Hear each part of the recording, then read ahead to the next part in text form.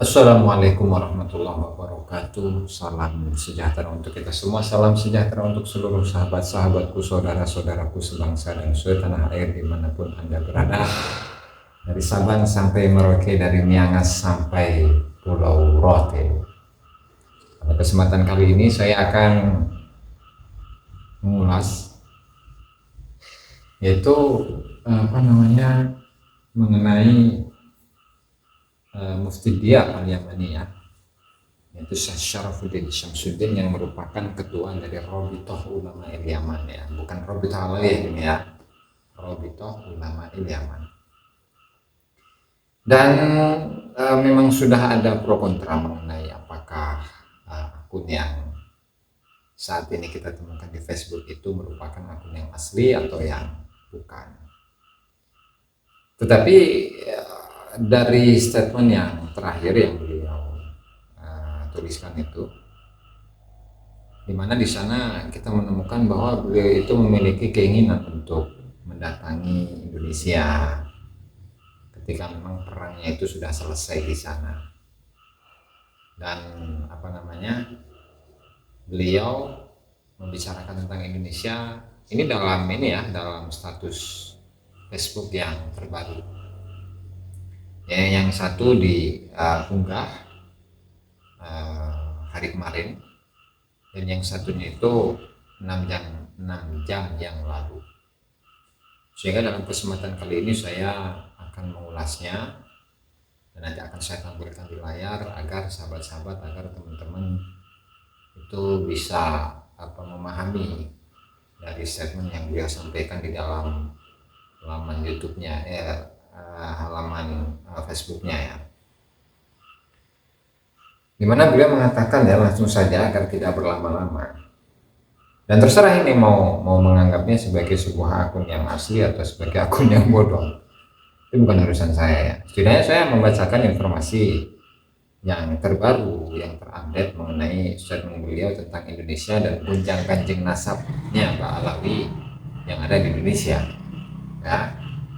dimana beliau menulis antaziru intiha al-harb, saya menunggu selesainya perang, bikai adhaba ila Indonesia, agar saya itu pergi ke Indonesia, liilqai muhadarat, untuk menyampaikan pengajian-pengajian atau ceramah-ceramah, waliqai ma'al adid minal mas'ulin, ini ada salah tulis, ini salah ketik, dan bertemu dengan banyak dari orang-orang yang berkepentingan atau yang bertanggung jawab di sana, artinya di Indonesia.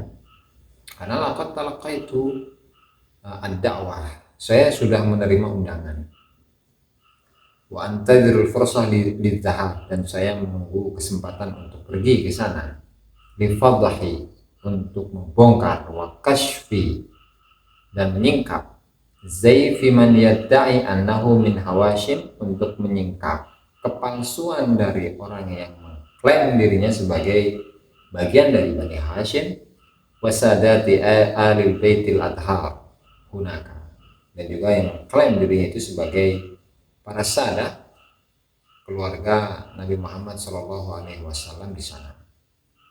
Wasayakunu liqa wa muhadarat, maka saya itu akan mendapatkan kesempatan untuk bertemu, adanya pertemuan, kemudian ada muhadarah, ada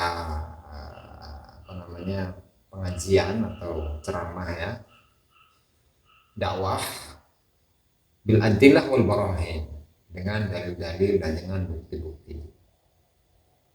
Wa sanuqaddimu lil mas'ulina hunaka, dan kami akan menyampaikan atau akan mengajukan di sana kepada orang-orang yang berkepentingan, anna ba'alawi wa ghairuhu minal kadhibin al-mudda'in, ini salah tulis, ini salah ketik, bahwasannya Ba'alawi ataupun yang lain dari orang-orang yang pendusta atau orang-orang yang mengaku-ngaku, yang mengklaim dirinya sebagai dzurriyyah Rasul, sebagai ahlu baitin Nabi, kadziban wa zur, sebagai atau secara kedustaan dan juga pemalsuan, intisabahum, ya, di mana mereka mengklaim diri memiliki nasab ilah Hashim kepada keturunan Bani Hashim, begitu juga dengan keturunan Ahlul Bait Nabi al-Athhar ya.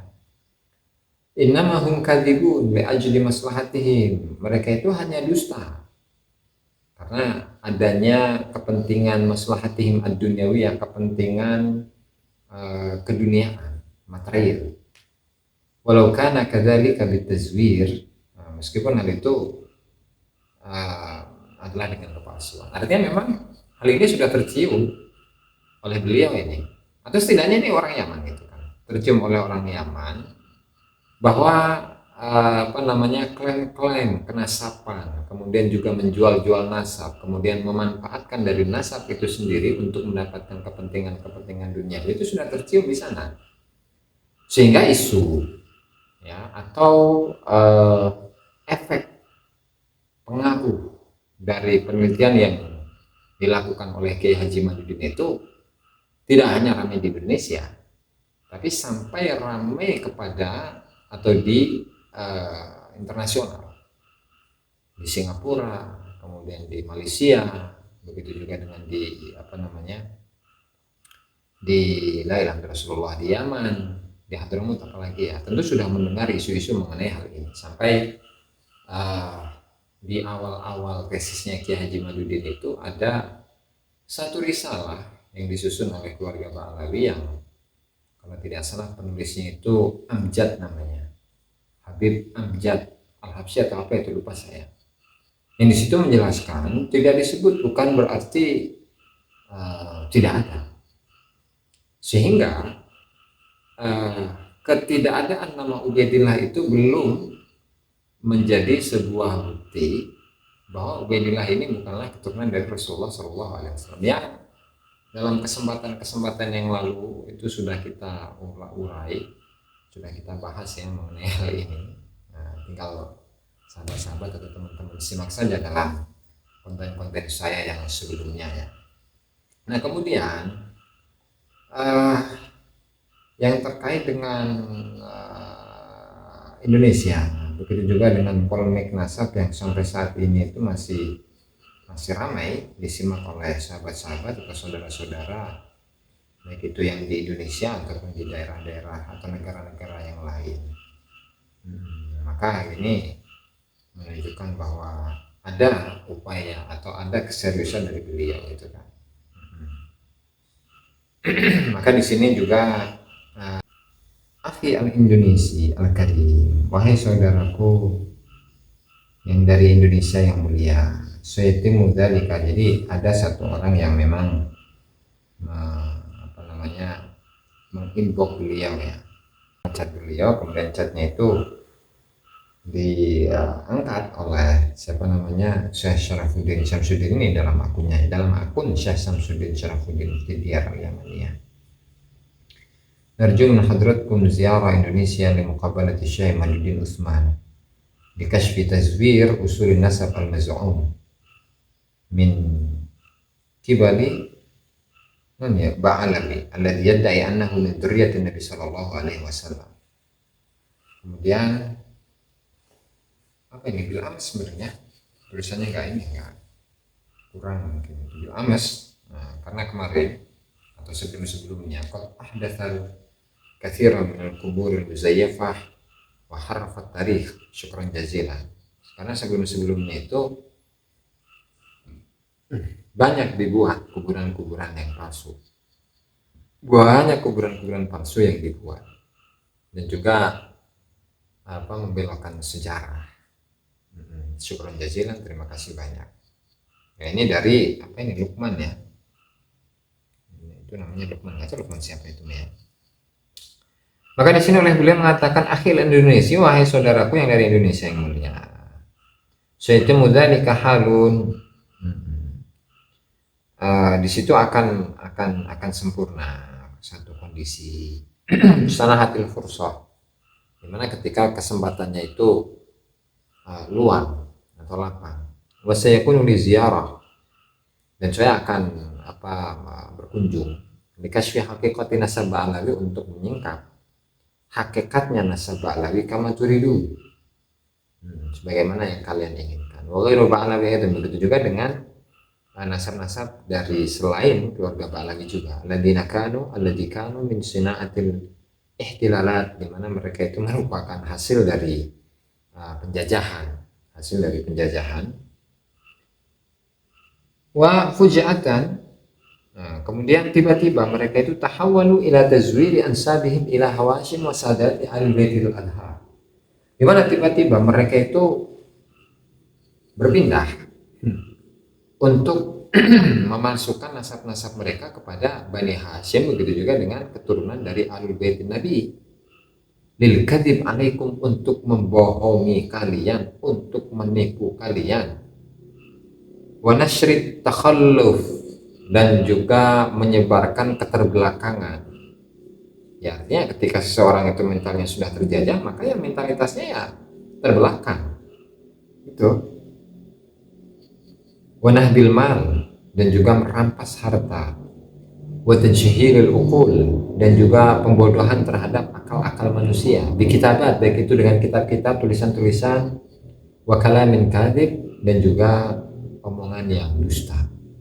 Nah itu sahabat-sahabat, artinya dari ini terlepas dari akun ini adalah akun palsu atau aslinya beliau ya. Artinya dalam statement ini beliau memiliki perhatian yang sangat, dan juga sudah membaca bagaimana kondisi ya dari apa yang dialami oleh masyarakat Indonesia, bahwa memang di sana terdapat, atau di Indonesia ini terdapat kelompok-kelompok yang mereka mengklaim sebagai keturunan Nabi Muhammad SAW, yang pada ujungnya adalah untuk kepentingan pribadi, isi perut, materi, ya kan. Kemudian mengatasnamakan nasab mulia, nasab Nabi Muhammad SAW. Tidak hanya itu, mereka itu menyebarkan ya pembodohan kepada masyarakat, keterbelakangan, yang padahal kita sudah tahu bahwa Nusantara ini dari zaman dulu itu merupakan satu bangsa yang memang luar biasa, sehingga hal ini dengan adanya doktrin-doktrin seperti itu, maka hal ini akan menjadikan bangsa Indonesia ini menjadi bangsa yang terbelakang ya, pola pikirnya, kemudian perilakunya. Makanya ada persekusi itu menunjukkan keterbelakangan mentalitas mereka ini sebagai bangsa Indonesia. Ini kan itu untuk persekusi misalkan itu kan tradisi jahiliyah ya, misalnya seperti bagaimana upaya orang Quraisy ini ketika mendapati bahwa Nabi Muhammad SAW itu adalah seorang rasul yang Allah Ta'ala utus di akhir zaman, dan mereka persekusi itu, digerebek rumahnya, kemudian ingin membunuhnya, yang ternyata di kasurnya Rasulullah SAW itu bukannya Rasulullah, tetapi adalah Sayyidina Ali bin Abi Thalib. Jadi persekusi itu adalah tradisi jahiliyah, real murni itu. Nah, itu dari efek dari doktrin-doktrin yang ditanamkan kepada masyarakat. Nah, kemudian juga tadi sudah, kemudian akal-akal itu akan pembodohan terhadap akal-akal manusia, baik pembodohan itu melalui tulisan atau statement yang bohong yang biasa disebarkan di dalam ceramah-ceramah yang disampaikan kepada masyarakat luas umum gitu ya, sehingga mereka itu akan percaya dengan apa yang mereka sampaikan dalam ceramah-ceramah tersebut. Ya, barangkali sahabat-sahabat ya, itu yang dapat saya sampaikan dalam kesempatan kali ini.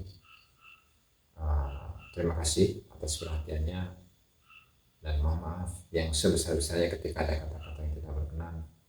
Allahumma fiqh ila aqwamit thariq. Wassalamualaikum warahmatullahi wabarakatuh.